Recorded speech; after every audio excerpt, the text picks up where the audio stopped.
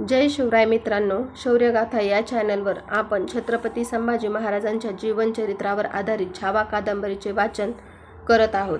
मागील व्हिडिओमध्ये आपण बघितले की स्वराज्य विस्तारासाठी महाराजांवर जान कुर्बान करणाऱ्या निष्ठावंत मावळ्यांचा सन्मान सोहळा झालेला आहे। महाराजांची अष्टकोनी राजमुद्रेचे वर्णन येथे केलेले आहे। तसेच बाळराजेही छान कृष्ण क्रीडा करत आहेत आणि त्यांचे अन्नप्राशन सोहळ्याचे सुंदर वर्णन केलेले आहे। आता यापुढील भाग आपण बघूया। जावळी खोऱ्यातील प्रतापगड नजर टप्प्यात आला। गडाच्या पायऱ्या चढताना हातातील थोपे टेकीत भुयांनी मेने सुखचाल केले। गडाच्या तटबांधकामात दर्शन दिलेल्या स्वयंभू शिवलिंगाचे स्थान आले। मोरोपंतांनी त्या शिवलिंगावर आता डौलदार घुमटी उभारली होती। त्या घुमटीवर एक जाईचा वेल चौलक पसरला होता। जिजाबाई आणि सईबाई मेना उतार झाल्या। शंभू बाळांना घेऊन धाराऊ उतारली। सारे जण दर्शनासाठी घुमटेत गेले। सईबाईंनी त्या स्वयंभू समोर आपल्या शंभूला माथा टेकायला सांगितले। शिवलिंगाचे दर्शन घेताना सईबाईंचे डोळे क्षणभर मिटले गेले।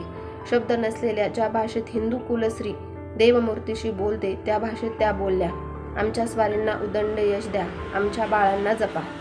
भावावरले डोळे उघडून समोरच्या शिवलिंगावरचे एक त्रिदळी बिल्वपत्र उचलून ते मळवट भरल्या कपाळाला लावताना कसा कुणास ठाऊक एक मजेदार विचार त्यांच्या मनात डोकावला। हे त्रिदळ म्हणजे शंकर पार्वती आणि त्यांचे बाळ गणपती असे खुनेचे तर नसेल। गड माथ्यावर येता सईबाईंना फार बरे वाटले। हा गड त्यांना आवडला।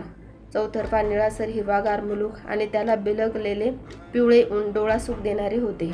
समोर येण्यासाठी आलेल्या मोरोपंत पेशवे आणि अर्जोजी यादव यांनी जिजाबाईंना आणि सईबाईंना अदब मुजरे घातले।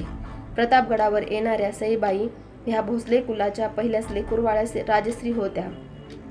मोरोपंतांनी त्यासाठी त्यांच्यावरून सुवासिनींकडून मोहरांचा सत्का उतरून घेतला। सासवडच्या हरबट ज्योतिषांचा चालता बोलता प्रतापी रुद्र शंभूबाळ प्रतापगडावर दाखल झाला। हवेसाठी कधी कधी सईबाई आणि धाराऊ शंभू बाळांना घेऊन तटावरून फेरफटका करत। गडाभोवतीची घनदाट गजपचाची हिरवी झाडी बघताना सईबाईंना जाणवून जाई केवढ्या औषधी वनस्पती ह्या झाडोऱ्यात लपल्या असतील। आम्हास मात्र एकही गुणकारी लाभत नाही। माणूस भरल्या समुद्रात असतो पण तहानेच्या समयास एक थेंब सुद्धा हाताशी येत नाही तशीच ही गत। आत्ताशा सईबाईंचे मन कुठल्याच एका बाबीवर स्थिरावत नव्हते।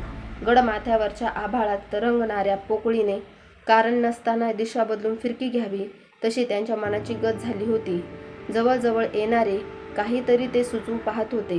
दूर जाणारे काहीतरी घट्ट पकडून ठेवण्याचा यत्न करत होते। धाराऊ आणि शंभूबाळ मात्र आता एकमेकात रमले होते। बाळराजांना घेऊन गडावरच्या देवळांच्या घुमटीतील घंटा वाजवून दाखविणे ही तर धाराऊंची रोजची एक कामगिरीच झाली होती। कधी कधी बाळराजा हात उंचावून आपणच घंटा वाजवण्याचा हट्ट घेत कितीतरी वेळ, मग शंभूबाळ घंटा नादातच रमून जात। हिवाळा हटला। रंगीत रानफुलांनी आपले तुरे वर काढले। वैद्यांकडून हरतऱ्हेच्या दवा मात्र जिजाऊ सईबाईंना देत होत्या। उगाळलेल्या मात्रा कणाकणाने झिजत होत्या तशी सईबाईही तशाच झिजत चालल्या। क्षणभर शंभूबाळांना उचलून घेतले तरी त्यांचे हात भरून येऊ लागले। उन्हाळ्याच्या कोरड्या हवेने सईबाईंना थोडे बरे वाटले पण अंग काही धरले नाही। गडावरची होळी उदासपणे पेटून भिजली। मोरोपंत, अर्जोजी, वैद्य, जिजाबाई साऱ्यांना सईबाईंचे डोळा देखत विझणारे अंग पाहून उरात चलू लागले। जिजाबाईंनी व्रत वैकल्पे उपवास सुरू केले। अंगारे, दुपारे, लिंब, लोण सारे सईबाईंच्या पुढे हरत होते। उन्हाळा सरत आला। वाळीवाचे ढग एक दोन वेळा आभाळाच्या पाठीवर आपले कडकडणारे कोरडे ओढून त्यांच्या डोळ्यातून पाणी काढून गेले। मृग जवळ आला। आभाळाचा ऊर दाटून आला। पावसाच्या सरींची पहिली टिपरी प्रतापगडावर तरतडली। गड वाऱ्याने गारठा कवटाळला। घोंघावत त्याने झाडांच्या पानभऱ्या फांद्यांना उलटे पालटे करून टाकले। त्या वाऱ्याच्या थंडगार बोचऱ्या दौंडी अंगावर उरताच सईबाईंच्या दुबळ्या कायावर सरसरून काटा तारळला। त्यांनी अंथरूण धरले। राजगडाकडे राजांना खबर पोच झाली। सईबाईंनी सगळ्यांशीच बोलणे टाकले। गडाच्या तटबंदीवर पाऊस धारा कोसळत होत्या। सईबाईंच्या मनात विचार लोट धावत होते। पानथळावरील आपल्या लांबट घरट्याशी बया पक्षिणीने एकटेच किलबिलत बसावे तसे त्यांचे मन स्वतःशीच शिरून फक्त राजांच्या आठवणींशीच बातचीत करू लागले। केवढ्या उदंड आठवणी!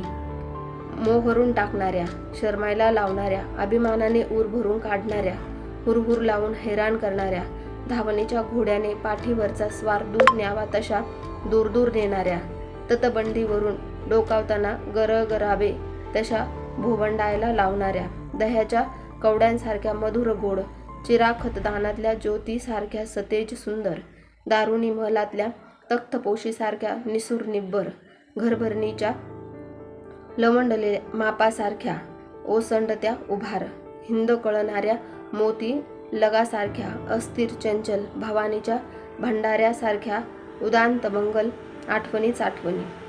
संकटांना एकमेकाची सावली पडत चालायची उपजतच खूड असावी. सईबाईंच्या दुखण्याने निकराचा जोर धरला आहे ही खबर राजांना कळाली. पाठोपाठ राजे जेर करून चढे घोड्यानिशी जिंदा या मुर्दा पेश करतो अशी कसम खाल्लेला आदिलशाही खाना अफजल मोहम्मदशाही फौजबंद होऊन विजापूरहून कूच झाल्याची खबरही त्यांना लागली. बड्या बेगमने एका जुम्मा रोजाला बड्या मसलतीसाठी खास दरबार भरविला. दरबारात सिद्दी हिलाल, रुस्तम आजमा, अंकुश खान, मुसे खान, राजश्री मंबाजी भोसले, बाजी घोरपडे, झुंजारराव घाटगे, पैलवान खान, अब्दुल सय्यद सारे नेकदिल जंग बहादूर हात बांधून उभे होते.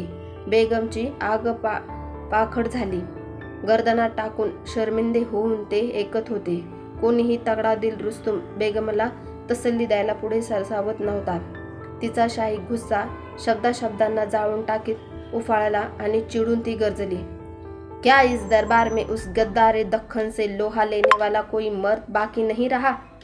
उस अजाजिल बगावत खोरों को अंजाम देने वाला अकारने दौलत कोई भी नहीं है? बोलो, इस दरबार का मर्दाना चूड़िया पहन आया है क्या? लानत है लानत. बेगमच्या निर्भद्रतेची ही भट्टी एका भटियाराला पेटवून दिली. कमरेच्या तेगीच्या मुठीवर हाताची मूठ आवळीत खाना अफजल खान पुढे सरसावला. या खालचा तलम रुजमा तुडवीत तो वेड्याच्या तबकाजवळ आला. खामोश दरबारावर नफरतीची सक्त नजर फेरीत बेगमला बंदगी घालून त्याने झटक्यात विडा उचलला. मैं उस नाचिस काफिर घोड़े की सवारी ना तोड़ते ही जिंदा या मुर्दा दरबार पेश करता हूँ हुजूर, या अली मेहरबान. त्याने विडा घेतलेला हात आसमानाकडे उंचावीत घोगऱ्या सादात कसम खाल्ली. आफरीन अलहम्मद अलिल्लाह सुभानल्लाह महरबा. चारही बाजूंनी बेहोश शितकार दरबारात उठली. सगळ्यांना आपणच जणू अफजल खान असून तो विडा आपणच उचलला आहे असा गैर झाला. पण तकदीराने त्या विड्यात कुणाच्या मौतीची सुपारी पेरून ठेवली होती हे ना बेगमेला, ना अफजलला, ना दरबारातील एकाही समशेर जंगाला माहीत होते. खानाच्या खांदीवर मरातबेची खिल्लत जडली. शिरावर किताबांची बरसात बरसली. दरबार बरखास्त झाला. जुम्मा रोजाला एक मोठी मनसुबा खडा झाला.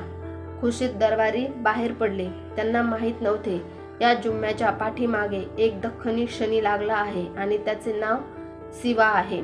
20,000ची हत्यारबंद कडबी फौज, 80-90 मोठ्या तोफा, 300 लहान तोफांचे खटारे, 1000 भर उंटांचा काफिला, 60-70 झुलते हत्ती असा दाबजोर लवाजमा खानाने बरोबर घेतला. निशाणाच्या हत्तीवर चांद तारा चढवून अफजल खानाने मोहोत्साही निघाला. एका सूर्याला ग्रासण्यासाठी, बदशिकनी करण्यासाठी, शिवाजीचा कुफ्र तोडण्यासाठी. अफजल म्हणजे सर्वात सुंदर, सबसे अच्छा. खरंच तो केवढा अच्छा होता. फर्जंद शहाजी राजे भोसले यांच्या हातात हतकड्या जखडून भरल्या विजापुरातून त्यांची शर्मिंदी धिंड काढली होती. कनकगिरीच्या वेढ्यात शिवाजी राजांच्या दादा महाराजांना, संभाजी राजांना दगा देऊन यानेच मारण्याच्या दारात नेऊन सोडले होते. कस्तुरी रंगाला मैत्रीच्या भेटीसाठी बोलावून धोक्याने यानेच त्यांचा चिंधड्या उडविल्या होत्या. कल्याणीच्या वेढ्यात शहादा औरंगजेबाला सही सलामत सोडवल्याबद्दल सेनापती खान मोहम्मदला मक्का दरवाजात कत्ल करण्याचा डाव यानेच रचला होता. असा हा सबसे अच्छा खान आता सबसे अच्छा काम करायला निघाला. सह्याद्रीच्या गुहेत हात घालून एका सिंहाची आयाळ धरून बाहेर खेचण्याची कसम खाऊन. तर आज आपण इथेच थांबूया. आज आपण बघितले की सईबाईंची प्रकृती दिवसेंदिवस ढासळत चाललेली आहे. अशातच अफजल खानाच्या स्वारीचा संदर्भही इथे दिलेला आहे आणि या सर्वात शंभूराजांच्या निराकस बालपणाचे वर्णन इथे केलेले आहे. या सर्वांमध्ये महाराजांची झालेली ओढताण, एकीकडे सईबाई मृत्यूशी झुंज देत आहे, दुसरीकडे अफजल खानासारखं क्रूर संकट स्वराज्यावर चालून येण्याची तयारी करत आहे. खरं बघितलं तर हे फक्त कागदावरचे शब्द नाही, तर एका पतीची असहाय्यता, आईचं अथांग प्रेम आणि पुत्राचं पोरकेपण व्यक्त करणारं एक संचित आहे. छावा म्हणजे केवळ ही एक शौर्यगाथा नाही, तर भावनांच्या हिंदोळ्यावर स्वार झालेली एक अजरामर कथा आहे. तुम्हाला आजचा हा व्हिडिओ कसा वाटला ते मला कमेंटमध्ये नक्की सांगा. व्हिडिओ आवडल्यास लाईक करा, शेअर करा आणि असेच नवनवीन व्हिडिओसाठी शौर्यगाथा या चॅनलला सबस्क्राईब करा. मागील व्हिडिओची लिंक मी डिस्क्रिप्शन बॉक्समध्ये दिलेली आहे, तिथे जाऊन तो व्हिडिओ नक्की बघा. जय शिवराय, जय शंभूराजे.